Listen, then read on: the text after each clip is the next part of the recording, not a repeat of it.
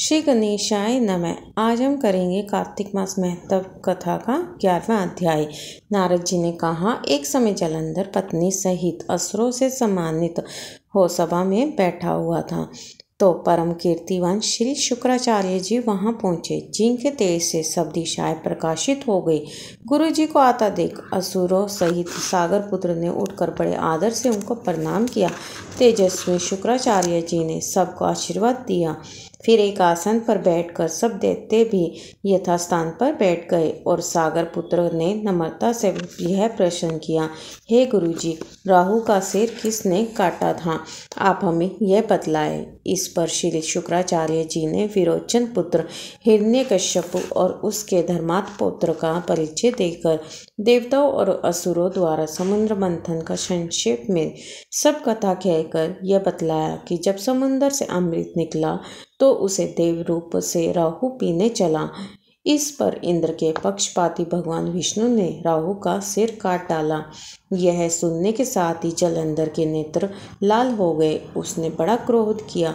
फिर अपने धस्मर नामक दूत को बुलाकर गुरु का कहा हुआ सब वृत्तांत सुनाया और उसे यह आज्ञा दी, तुम शीघ्र ही इंद्रपुरी में जाकर इंद्र को मेरी शरण में लाओ।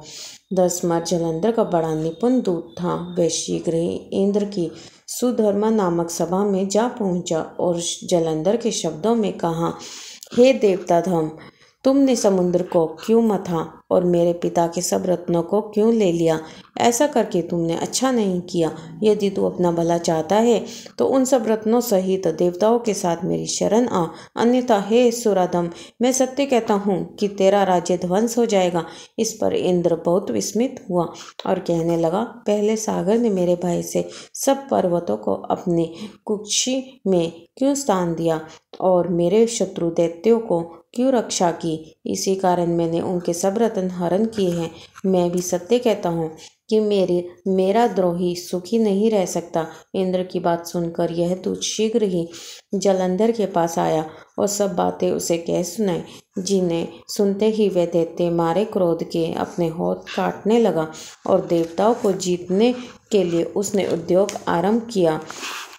फिर तो सब दिशाओं तथा पाताल से करोड़ों दैत्य उसके पास पहुंच गए। शुम निशुम सेनापतियों को साथ लेकर जालंधर इंद्र से युद्ध करने लगा। शीघ्र ही इंद्र ने नंदन वन में उसने अपनी विशाल सेना उतार दी। वीरों की शंख ध्वनि और घोर गर्जन से इंद्रपुरी गूंज उठी। अमरावती छोड़ देवता उनसे युद्ध करने चले। भयानक मारकाट हुई। दोनों पक्षों के आचार्य अपने अपने मृतकों को जलाने लगे, मीन्स जिंदा करने लगे। असुरों के आचार्य गुरु शुक्र अपने मृत संजीवनी विद्या से और गुरुदेव बृहस्पति द्रोणागिरी से औषधि लाकर मुर्दों को जिलाते रहे। इस पर जालंधर ने अपने गुरु शुक्राचार्य जी से क्रुद्ध होकर कहा, मेरे हाथों से मरे हुए देवता जी कैसे जाते हैं? जिलाने वाली विद्या तो सब आपके पास ही है, फिर यह क्या बात है? इस पर श्री शुक्राचार्य जी ने देवगुरु श्री बृहस्पति जी द्वारा द्रोणागिरी से औषधि लाकर देवताओं के जलाने की बात कह दी। यह सुनकर जालंधर और भी क्रुद्ध हो गया।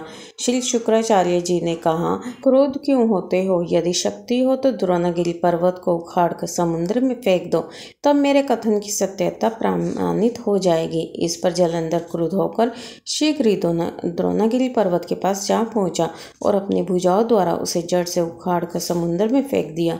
यह भगवान शंकर का तेज था, जिसमें जालंधर की कोई विचित्रता नहीं।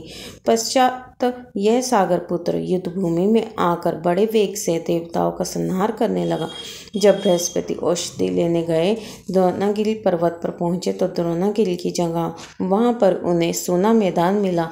तो वह भयभीत होकर देवताओं के पास आए और कहा कि युद्ध बंद कर दो, तुम लोग अब जालंधर को नहीं जीत सकोगे। पहले इंद्र ने जो भगवान शंकर का अपमान किया था, यह उसी का फल है। यह सुनकर देवता युद्ध की आशा त्याग अत्यंत ही व्याकुल हो इधर उधर भाग निकले। सिंधु सुत निर्भय होकर अमरावती में प्रविष्ट हो गया। इंद्र आदि देवताओं ने गुफाओं में शरण ली। ओम नमो भगवते वासुदेवाय। आज का अध्याय हमारा यहीं पे समाप्त होता है। 12वां अध्याय हम नेक्स्ट वीडियो में करेंगे।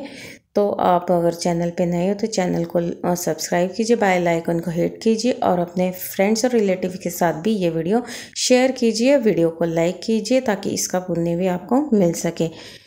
राधे राधे, जय माता दी।